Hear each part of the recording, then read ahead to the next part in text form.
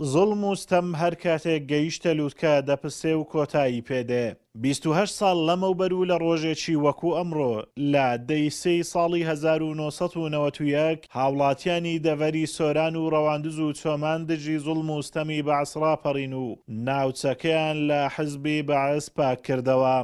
مامۆستا حەمەد ئەمین وەرتی پێشمەرگەی دێرینی کۆمەڵی ئیسلامی و بەشداربووی ڕاپەڕین کەوا جێگرهێزی شەهید شێخ عومەر بووە چیرۆکی ڕاپەڕینی دەڤەری سۆران دەجێڕێتەوە و باس لەوە دەکات. ئەوان لە ناحیەی خەلیفانەوە حزبی بەعسیان ڕاونا و یەکەم هێزی کوردی بوون گەیشتنە خەلیفان جیهادیان دژی حزبی بەعس کرد و یەکەم تەقە ئەوان کردیان کەوا ئەو کات پێشمەرگەی بزوتنەوەی ئیسلامی بوون دواتر بەرەو ئازادکردنی دەڤەری سۆران کەوتنەڕێ. بڵێم ئەوەی کە سەرپەرشتی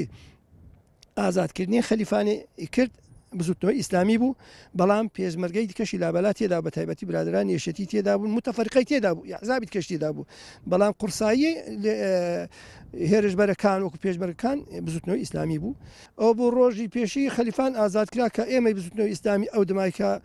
سەرپەرشتی وەزعەکەمان کردو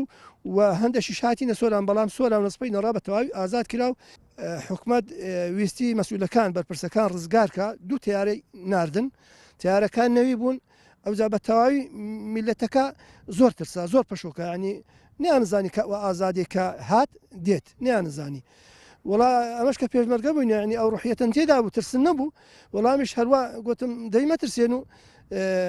من بخۆم ئاربیزیم مێ و کلاشکۆفش مێ وڵات دوو ئاربیزیم دە تیارەکان کردن تیارەکان چون و ئاسمانە زۆر بڵم ئەگەرچی ڕاپەڕین بۆ هێنانەدی دۆخێکی ئازاد و خۆشگوزەران لەلایەن هاوڵاتیانەوە کرا بۆ دروستکردنی دەسەڵاتێکی خۆماڵی کوردی بۆ ئەوەی لە ژێرسایی بحەسێنەوە و تاڵیەکانی ڕابردوو لە یاد بکەن بەڵام هاوڵاتیانی سۆران نیگەرانن لەوەی دوای 28 ساڵ لە ڕاپەڕین ئامانجەکانی ڕاپەڕین نەهاتنەدی و دەسەڵاتداران ئامانجەکان ڕاپەڕینیان لە گۆڕنا. ئەتوانین بڵێن بەشێک لە ئامانجەکان هاتوونەتی دی بەڵام بەداخەوە بەشێکی زۆر لە ئامانجەکان تەنانەت هونیش بووینە نەکار نەهاتوونەتی دی ئەمڕۆ بۆیە پێویستە لەسەر سەر جەملایەنە سیاسیەکان کەواتە بابن یەکرس بن لەوەی کەوا بتوانین بەشەکانی تر بهێن نەدی بۆەوەی خەڵکی کوردستانیش ئەوەی کە لە وابردوو لە ژێردەستی زۆردار بوو ناڵاندویەتی کەمێک هەوای ئازادی و هەروەها بەخۆشی ژیان هەڵمژێت وەکو وڵاتانی تر. ئەوەی خەڵکی کوردستان و ئەوەی با بڵێن ئەنفال و چیمیاباران و ئەوانەی کە لەسەر کوردایەتی بینیتمان بەداخەوە ئەگەر ئێستا لە چیمیابارانیەک بپرسی ئێستا ئەگەر لە ئەنفالچیەک بپرسی کە ئەنفال کراوە لی بپرسی ئامانجیت چی بووە کە وەکو کوردێک خۆت بۆ وڵاتە بە کوژداوە بەڕاستی پەشێمانە بیتەوە لەبەرەوەی ئەو دەسەڵاتدارەی کە ئەم کوردستانیان قۆڕق کردووە دەستیان بەسەر هەموو جومگەکان داگرتووە بەڕاستی فەشەلیان بە کوردستان هێنا فەشەلیان بە خاچی کوردستان هێنا فەشەلیان بە ئینتیمای کوردی هێنا.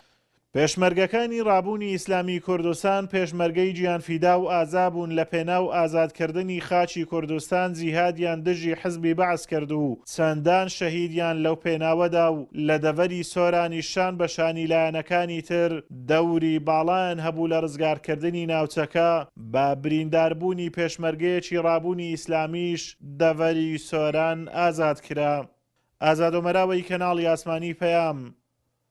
قەزای سۆران.